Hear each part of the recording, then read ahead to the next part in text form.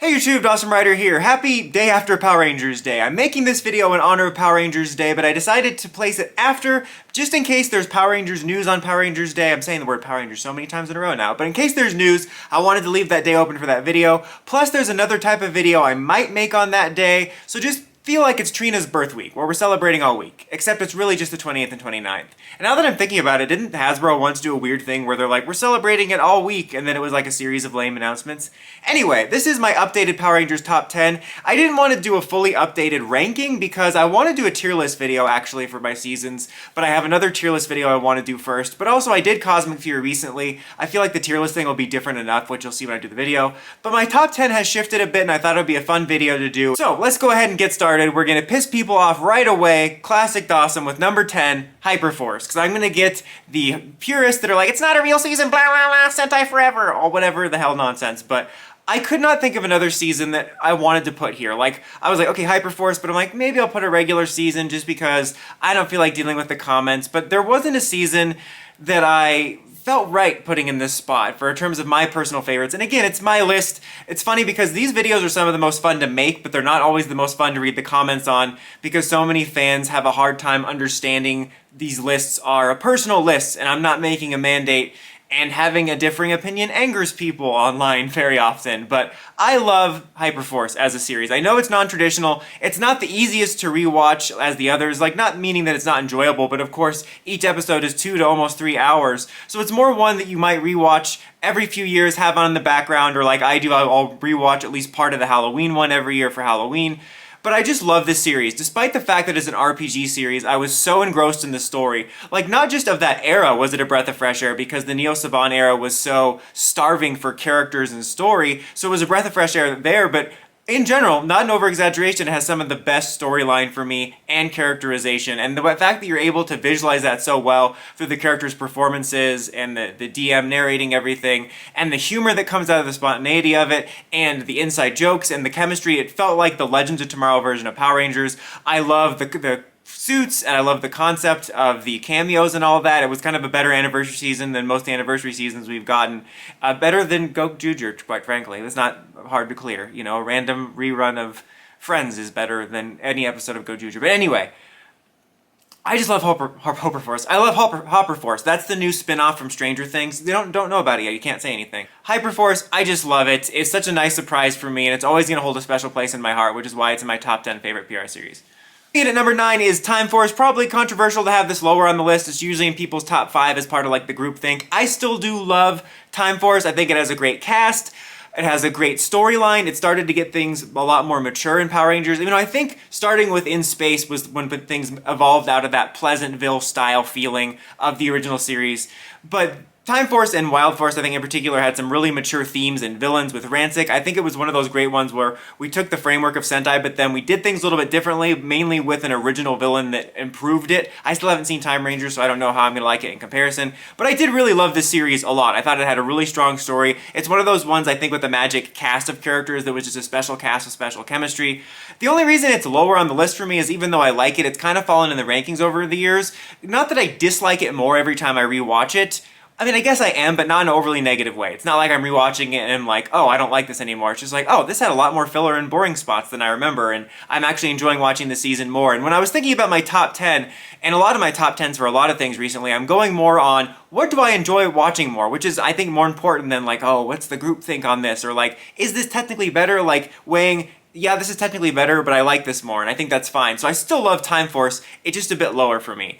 Which is why my number 8, probably controversial on a lot of lists to have this above Time Force, is Wild Force. Wild Force is also very mixed, has mixed tones sometimes with the humor. Definitely some more awkward acting performances in comparison to Time Force, but I really love this series, and it's one that I've gained to appreciate more every time I rewatch it. You know, even stuff like the score I never noticed. I always thought the epic score started with Disney and the headbanging Ninja Storm music, but it really started here. The epic Wild Force music when they summoned their Zords, and it had a unique score that would stand out, because for me, like In Space through Time Force's score all blends together as like tooting horns outside of Lightspeed Rescue's signature dun dun dun dun dun. And Disney era is my favorite for scores, and I guess that really did start here. And I just always have loved the ecosystem of suits and Zords. I know that's from Gao Ranger, but still. But I love the mythology and what they did with it here. And having seen Gao Ranger, I prefer Wild Force because I just overall like the vibe of it better, but also Master Org I think made it as one of the best and most underrated villains in the series,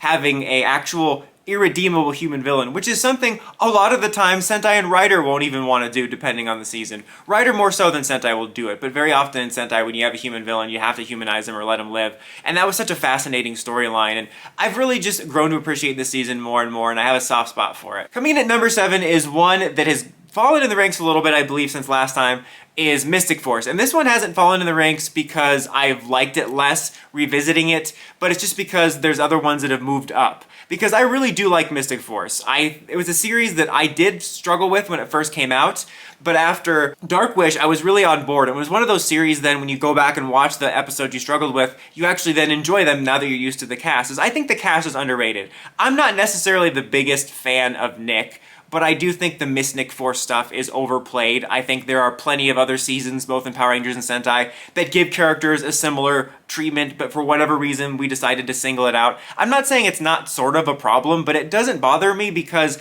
I never felt like the other cast was, like, forgettable because of it. Not to mention this series had one of the most, like, excellent supporting casts, like most memorable supporting casts. So it's not like it felt like it was his show and everyone else was not just there. Like, I felt like there was so much more memorable about it.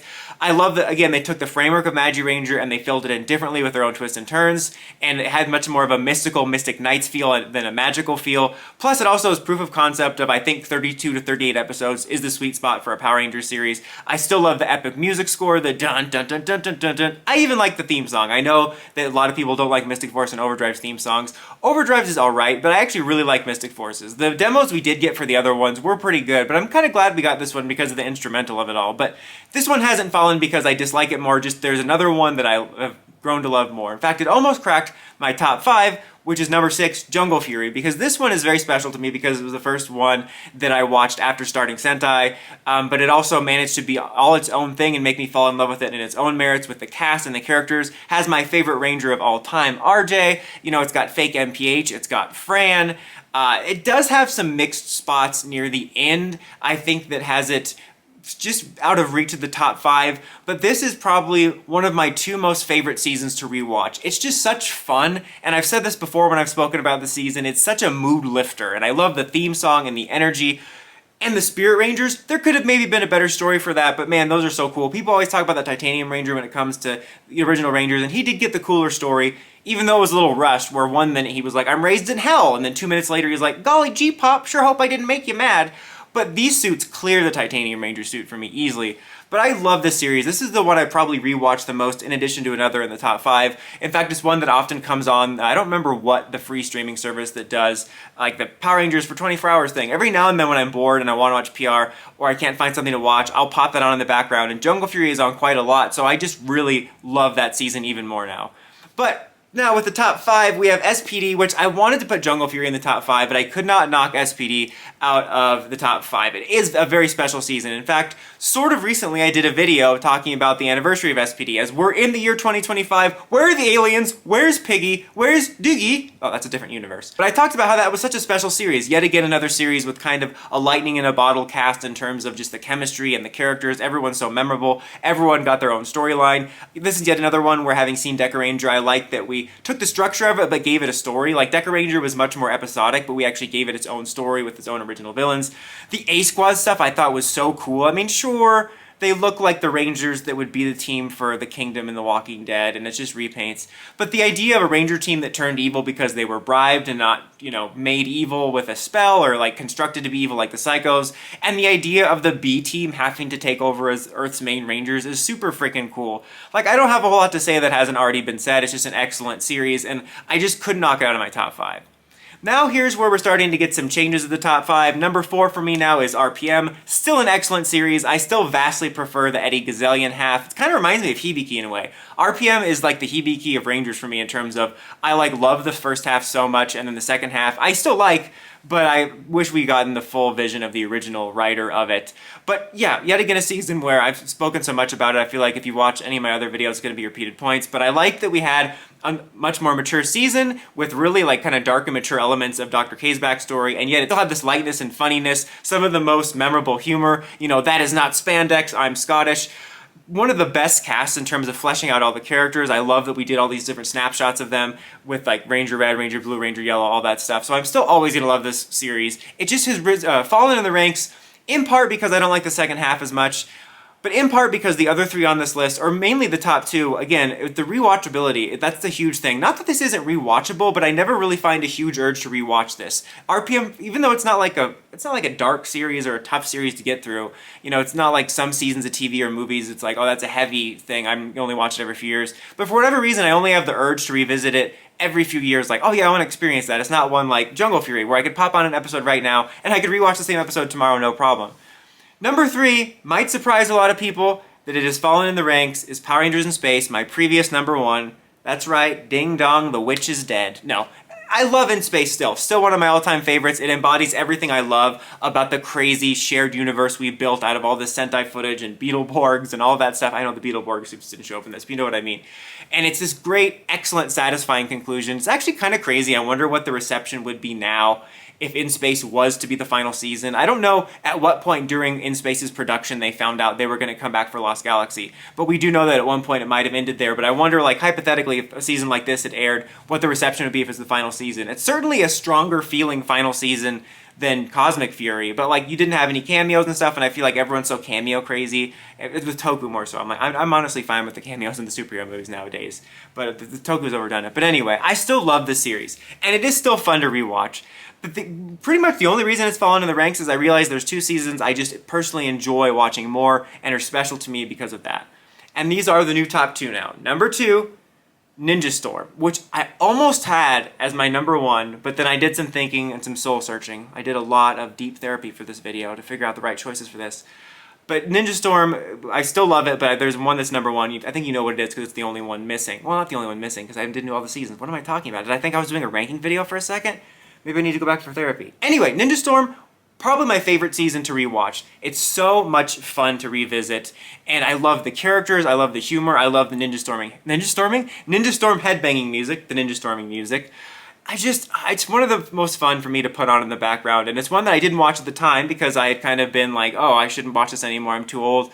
And then I went back and revisited it, and it's one that I first rewatched on like Jetix reruns and like the ABC Family reruns, and I've rewatched it so many times since, and it's always just so fun to run through. Again, they kind of took the spirit of Hurricaneger, but had it in its own light, and it was funny, but it never undermined the characters. I love the original twists with like Lothor being the brother to Sensei, how Cam's character came into all of it. Like I said, just the humor of it, even from the beginning of like, oh, does it have games? You know, ladies and gentlemen, the defenders of the universe. Just such an absolute blast of a series to watch. Just even the energy of it with the headbanging music, and for some reason it always feels like a spiritual successor to the Disney Channel original movie Motocrossed, and it's got this absolute early 2000s energy, and it's the start of my love of the Disney era and how they made the characters seem like humans. Like, some of the dialogue is probably a little bit dated compared to kids nowadays. I don't know how the street youths talk, but it is a little dated in terms of like, I remember when younger people talk like that, so it's a little dated. But it still sounds much more natural than like the majority of Saban seasons. And I always really loved that. Like, I don't know if people still call each other posers or not. I sound so old. But I always loved that scene, like the Thunder Rangers calling the Ninja Storm main 3 posers and stuff. It just, I don't know, it felt like they were actual teenagers that would like talk like this and say like dude or whatever, whereas the, you know, MMPR crew was like, don't forget, we gotta donate to charity tonight. But my number 1 pick is Dino Thunder. I finally realized I think this really is my favorite season. You know, I was out of PR for Ninja Storm because I thought I was too old, but then they're bringing back Tommy, I'm like, I have to watch this. And that was obviously such a treat. I think that was the best legacy returning cameo, not a cameo, because people throw on that word too much, but legacy returning character of all the cameos and returns we've gotten in PR, in my opinion. Because obviously it was Meteor. Like, sure, he was, you know, doing ADR for the second half for the most part, but the character was still there. There was this great legacy aspect of celebrating it. It was cool to catch up with him, even though we forced him into the mold of what probably would have been a generic teacher character had JDF not signed on. It still worked for me, and I think it was JDF's best performance. And I've said this before, with no shade, but you know, JDF had very much a confidence and bravado and a cockiness in his like real life persona, you know, at least from what I saw when I met him and when I saw him in videos and stuff. And when he was Tommy, he was able to play this much more like light gentleness. And I think his appearances after Dino Thunder JDF's personality and cockiness bled through a little bit in like Dimensions in Danger and stuff. But in this, I think he really dialed back in to Tommy's character and that softness and that gentleness, but also the maturity. And I think that it really also made me realize that when I go back and rewatch the old seasons, that Tommy's such a better leader when he's a mentor leader. Like, he's not as good or traditional of a leader like Jason or something like that, or even Scott. It's not like he's a bad leader, but I think he's better when he's a mentor leader, which I think is showcased when he like mentors characters like Justin.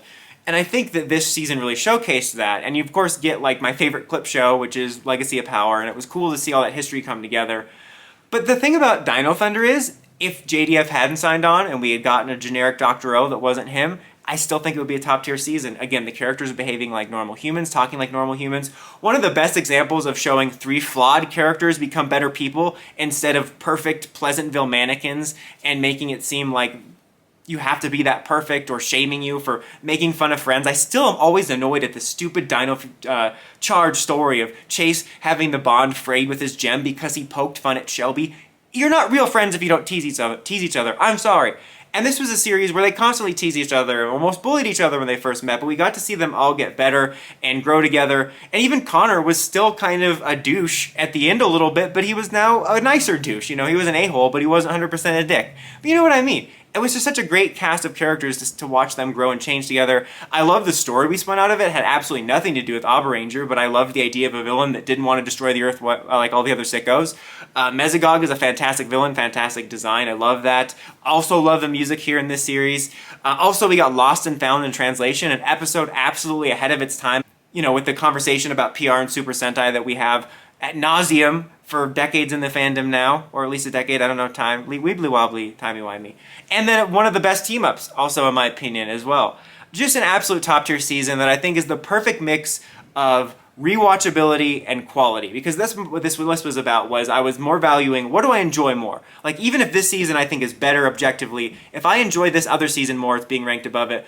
And I think that I enjoy rewatching Ninja Storm and Jungle Fury a little bit more than Dino Thunder, just in terms of like I could watch it more on repeat. But this one is probably my third most able to rewatch, so it's the perfect blend of rewatchability and quality.